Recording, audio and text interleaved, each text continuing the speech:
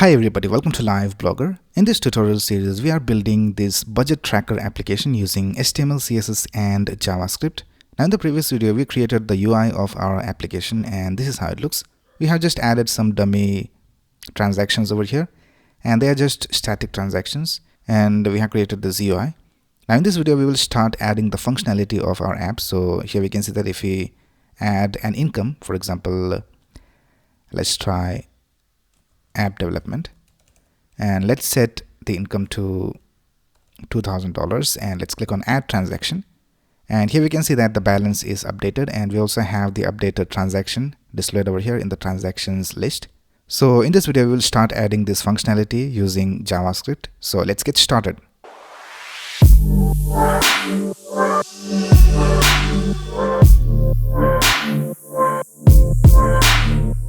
This is our source code, and here if you go to the end, here we can see that we have linked our main.js file in the index.html file. So let's go to the main.js file and let's start adding our functionality. So the first thing we will do is we will remove these dummy transactions from here, and let's remove all of this. I'll just keep one for reference, and if you go back here we can see that we have this one transaction, and let's go ahead and use a class-based approach this time to write our code. So what we're going to do is we're going to create a class called budget tracker and we're going to instantiate the class. So let's go ahead and try doing that. I'll just create a class called budget tracker, and this is our budget tracker class, and in this we need to have different methods and properties. So first of all, let's create a constructor. Now a constructor is basically a method that runs whenever the class is instantiated. So whenever we go ahead and create a new budget tracker, so if we just type budget tracker equals new budget tracker, then the constructor will run automatically. So let's go ahead and create a constructor. So we can just type constructor and here we can add the code. So this code will be basically used to initialize our project. So let's go ahead and create a property called transactions. So we need to type this dot transactions and we need to set it to a function that will load our transactions. So let's type this dot load transactions. Now let me explain to you what this is. So this is basically a keyword in JavaScript to reference the object. So if we create this budget tracker object over here and if we instantiate the object, then this will reference to the transaction of this current object that we just instantiated. And if we create one more object, so if we just type budget tracker 2 equals new budget tracker, and now if you go ahead and use these transactions inside this second one, then the transactions of the second object will be used. So in this way we can make sure that the transactions property of the current object is being used. So that's why we need to use this keyword, and we're going to create this method called load transactions for this. Right now the next thing we will do is we'll also reference the HTML elements in the constructor. So let's tab this dot form equals, and we need to reference the form. So here if you go to our HTML, here we have this form with an ID of transaction form. So let's go back and type equals document dot get element by ID, and here let's type transaction form, and then we also need to reference the transaction list. So here we have this division with an ID of transaction list, so let's reference that as well. I'll just type this dot transaction list equals document dot get element by ID, and let's type transaction list. And then lastly we need to reference the balance element. So here we have this div with an ID of balance, so let's reference that as well. So let's type this dot balance element equals document dot get element by ID, and let's type balance over here.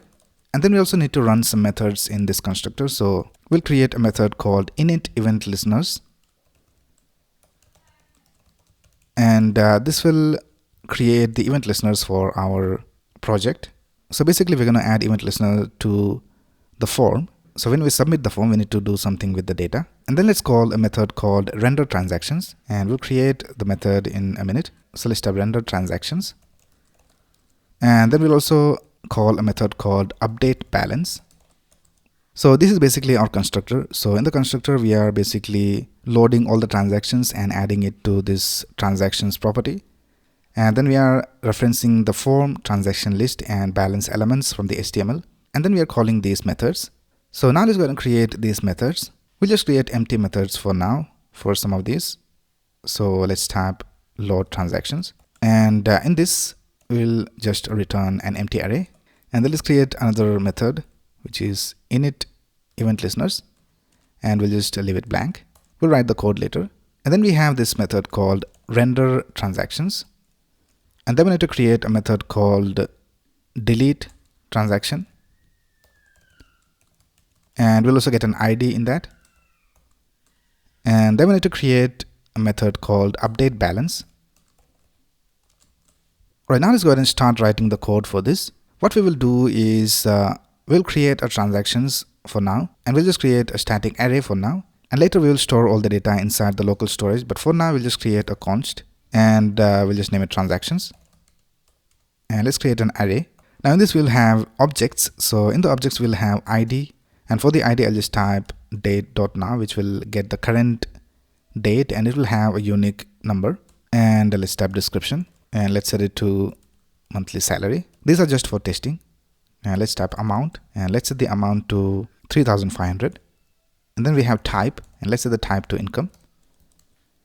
And let's create one more object, and let's type ID, and let's set it to date.now.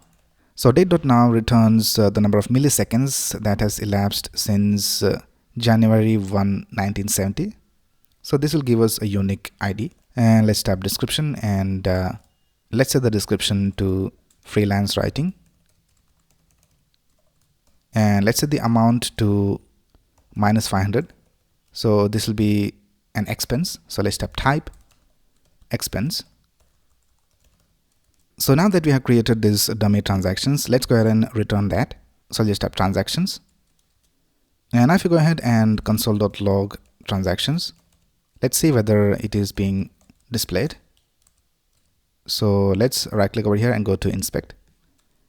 And here we can see we have the array, and in that we have these two transactions. So it is working. So the transactions are basically loaded inside this transactions property inside our object. Right, now let's go ahead and create this render transactions method. So we already have this element referenced, which is called transaction list. So let's use that over here. I'll just type this dot transaction list dot inner HTML, and let's set it equal to blank. So now we can see that we don't have any transactions displayed. And for now we need to display the transactions from this transactions array.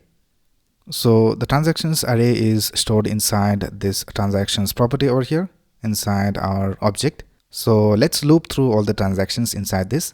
So for that we can just type this dot transactions, and the first thing we will do is we will use the slice method.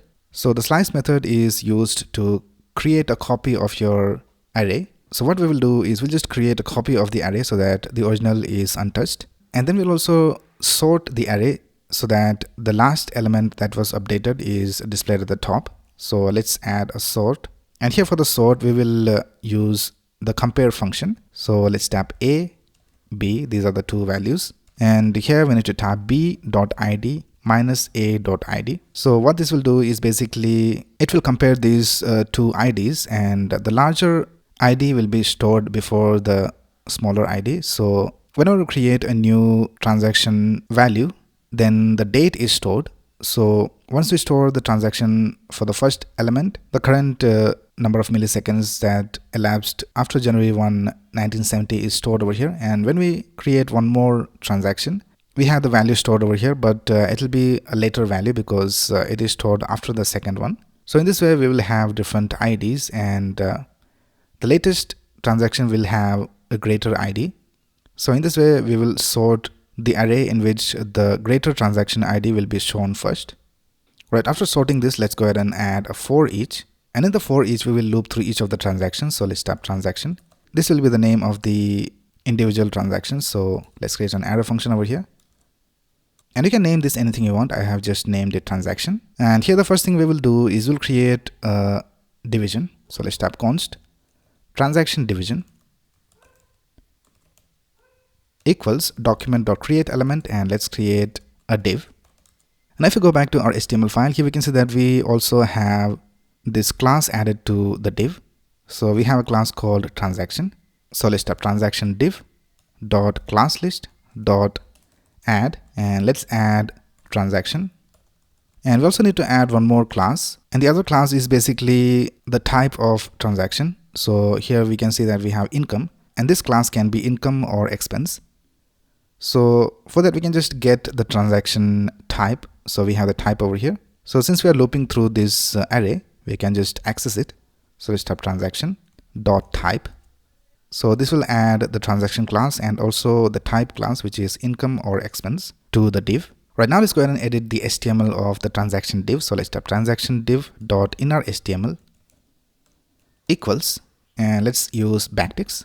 Now here we need to copy the HTML structure. So let's copy this HTML code inside the transaction div, and let's paste it over here. Now here we need to change this span content to the description of the transaction. So let's type $, curly braces, transaction dot description, because we have the description over here. And then we need to add the amount over here. So here let's type $, curly braces, transaction dot amount, and then we have the delete button. And for the amount we'll also use a math.apps function, so that even if we have a lot of decimal places, we just need to display 2 of them. So here let's type math.abs, which is absolute value, and let's add all of this inside the method. And here let's type dot toFixed, and let's set the value to 2. And then for the delete button, we also need to pass the ID of the transaction so that we can delete the correct transaction. So here we will add one more attribute called data-id, and we will set it equal to the transaction ID. So let's type $, curly braces, transaction dot ID, and then we have this delete button. And now let's go outside this inner HTML block, and let's go ahead and add the transaction div to the transaction list. So here we have already referenced the transaction list. So let's go ahead and type this dot transaction list dot append child, and let's add the transaction div over here. And now if we go ahead and save this, now we can see that we have the 2 transactions displayed over here. So we have monthly salary and freelance writing, so they are displayed over here. If we change this to, for example, 1,500, they are reflected over here. So the transactions are being displayed correctly, and we also have the correct color being displayed because we are adding the class income and expense to these transactions. Now let's go ahead and add the functionality of deleting the transactions. So let's go back, and here after this for each loop, let's go ahead and type this dot attach delete event listeners. So we'll create this method called attach delete event listeners, and in that we will add event listeners to all the delete buttons. So let's create the function. So let's type attach delete event listeners, and here first of all let's select all the delete buttons. So let's type this dot transaction list dot query selector all, and here let's type dot delete button because we have this class of delete button for all the delete buttons. And let's also add a for each over here, and let's select each of these buttons and let's call it button. And here let's type button dot add event listener, and let's listen for the click event. And when the button is clicked, we just call the method called delete transaction, and we need to pass the ID. So the ID is basically inside the button. So we have this data attribute. Now to access the data attribute, you have to type button, which is this button right here, dot dataset dot the name, and we need to convert this into a number. So let's type number over here, and let's add all of this inside it.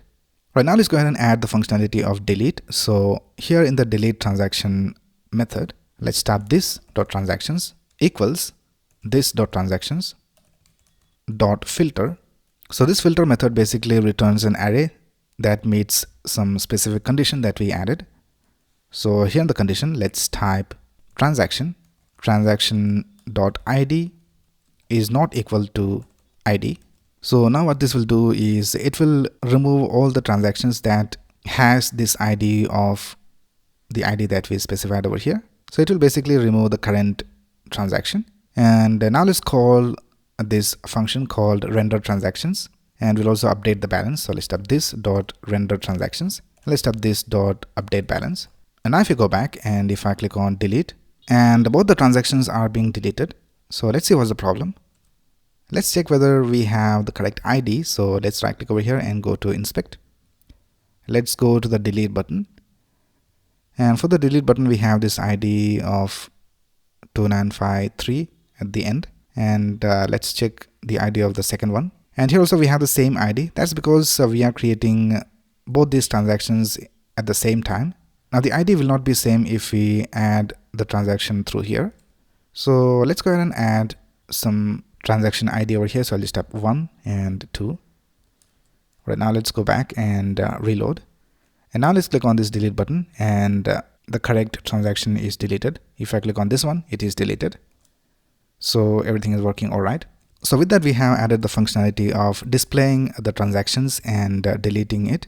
Now we'll just stop the video over here, and the next video we will add the functionality of getting the transactions from this input form, and we will also add the functionality of updating the balance. So we will do all of that in the next video. So that's basically it for this video. If you have any doubts, you can ask in the comments below, and if you like this video, please click on the like button and subscribe to this channel to get the latest video updates. Thanks a lot for watching. Have a nice day.